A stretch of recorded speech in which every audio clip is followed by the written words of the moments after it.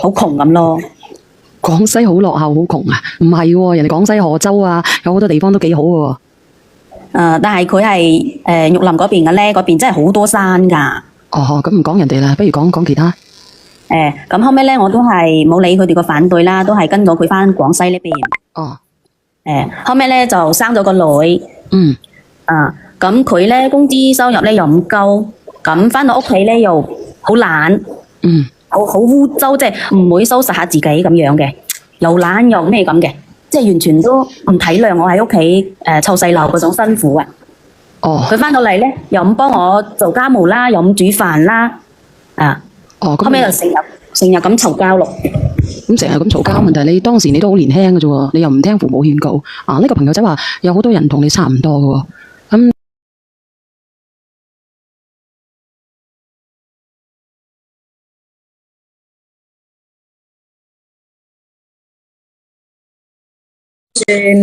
我又咁細個嗰時。咁點啊？後尾咁後尾咪成日嘈交咯，喺佢屋企咩都要我做晒，又要我湊細路啦，又要我做家務，又要我去落田，即係種地啊。咁你可以出嚟打工噶嘛，妹妹。咁嗰時個細路仔咪細個得滯咯。咁你而家點啊？你而家同你即係佢屋企人咧，又唔同我湊 BB 啦。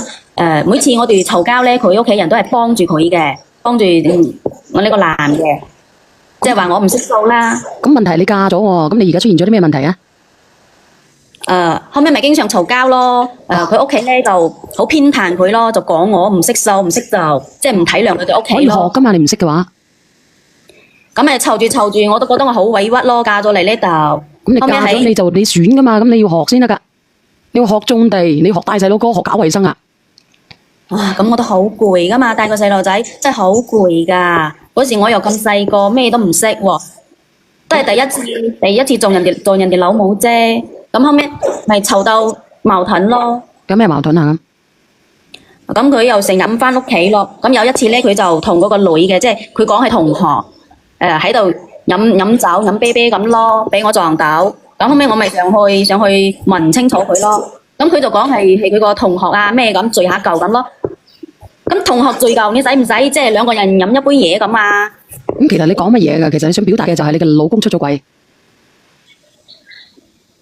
即係我係冇實質咁證據話佢出咗軌，即係見到佢兩個人喺度飲嘢，飲同一杯嘢咁。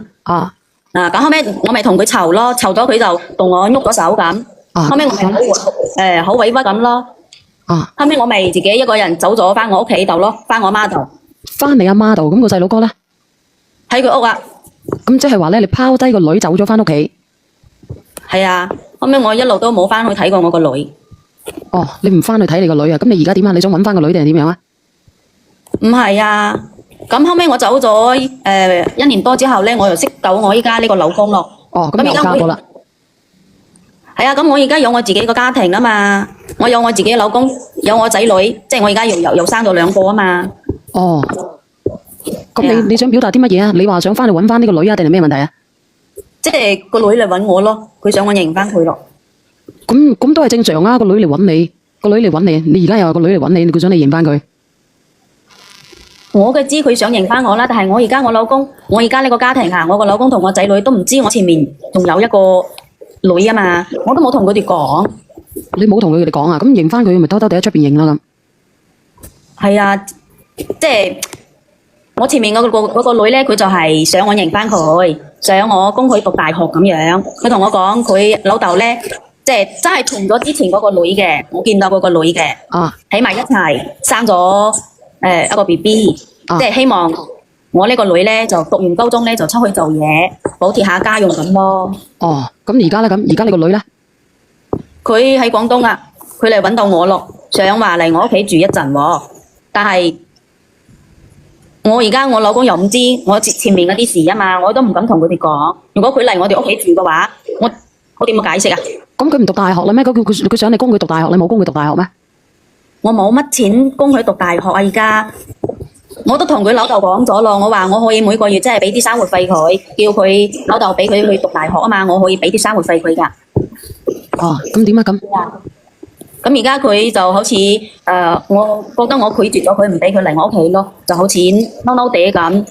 咁我都有話如果你想翻去讀書嘅話，就叫你老豆俾錢你咯，我就俾生活費你咯。咁如果你唔想去讀書嘅話，咁我就喺呢度幫你租翻間房等佢住。咁佢其實講嚟講去，佢都係想讀書噶啦，不如你供佢讀書好過啦。唉，小燕姐姐，我後尾嫁嗰個老公咧，都唔係好有米嗰種嘅，即係掹掹地咁夠開支我哋而家個生活水平噶咋。咁夠生活水平，咁你哋屋企咧？你哋屋企你有冇嘢做噶？我而家冇嘢做啊。你而家冇嘢做啊？咁你兩個細佬哥有幾大啊？大嗰個咧係13歲，咁細嗰個咧就係10歲嘅。哦，13歲10歲啊？咁你話高中嗰個應該有17、18歲噶咯喎？係啊。咁你17、18歲，咁佢考到大學嘅，你唔俾佢讀，好陰公喎，陰公。我梗係知啦。咁我而家去邊度搵錢俾佢讀大學先得噶？你去打工都得噶嘛？你個細路哥先10歲，你有個都13歲咯。咁我而家有2個細路哥要照顧啊嘛。咁佢話佢過嚟認翻你，你都唔俾佢過嚟認？我唔係唔俾佢過嚟認，咁我都係想即係搵個機會先同我依家個家庭個老公啊同埋仔女慢慢咁講俾佢哋知，搵一個適當個理由同埋佢哋講咯。搵幾耐啊？搵個機會。咁依家可能佢就係覺得我而家想唔認翻佢咁，佢而家咪嬲我咯，又唔接我電話，又唔住我租俾佢嗰間房，家都搵唔到佢。哦，家都搵唔到佢啊？係啊。咁你想點啊？咁佢一個細路女喺出邊，我又好驚佢咯，驚佢做出啲咩事咁咯。咁如果驚嘅話，你一早就乜嘢啦？你一早咧，你可以幫佢搞嗰個貸乜嘢款噶嘛？我鬼識得呢啲咩？你冇理由唔識噶，姐姐啊！你啲細佬哥都咁大個啦，都去了解下啦。咁我又唔搞過呢啲嘢。咁我想問下你啦，咁如果係咁樣，你啲細佬哥，你第2、第3個細佬哥，如果佢讀大學嘅，供唔供佢讀啊？咁有我老公噶嘛？吓？梗係供啦。啊，咁你嗰個咧你就供，但係你呢家呢個咧，你同你前夫定係前男朋友嘅又唔供咧？咁我而家就係供得後尾嗰2個啊嘛，因為我有而家呢個老公幫襯啊嘛。咁前面嗰個佢老豆都唔理佢咯，佢老豆都同咗第2個女嘅生個 BB 咯。即係話咧，佢老豆又唔理佢啊，咁你咧又唔理佢，咁佢咪自生自滅咯。所以我咪有少少擔心佢咯。你擔心啲乜嘢？咁我都叫佢翻佢個頭啦，翻佢個頭。咁你叫佢點翻啦？如果嗰邊嘅人對佢唔好，多謝珍姐。如果好嘅，佢唔就行到廣東嚟揾你啦。咁就算佢屋企對佢唔好，但佢都仲有個住嘅地方啊嘛，都會有。問題你咁大個女咯喎，咁佢個老豆父母嘅心態係想佢出嚟下佔佢老豆嗰邊係想佢出嚟打工俾錢去呢頭家，定係唔想供佢啫？齋佢老豆嗰邊就係唔想供佢咯，叫佢出嚟做嘢補貼家用咁咯。咁你嘅心態咧？你叫啲人評論下你啊！你話啦，佢而家咁細嫁行出去咧，佢下一個人生咧，佢後邊嘅人生應該唔會話好一帆風順嘅。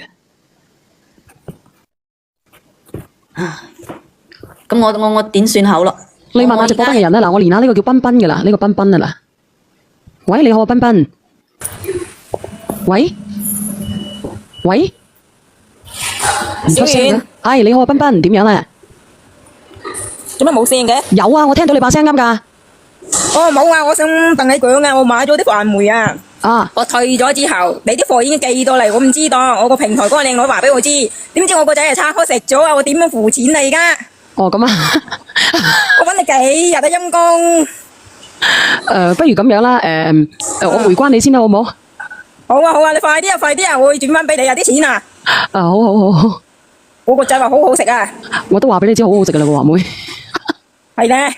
搞笑！我見你話做咩2日都唔發貨嘅，咁我咪退咯。點知一日撥咗啲錢翻嚟咯，咁咪點知我平台個靚女嘅話或者你嗰啲有個快件喺嗰度啊咁我先知噶喎，我咪退咗啦咩咁？咁我放你落去先啊，回關咗你。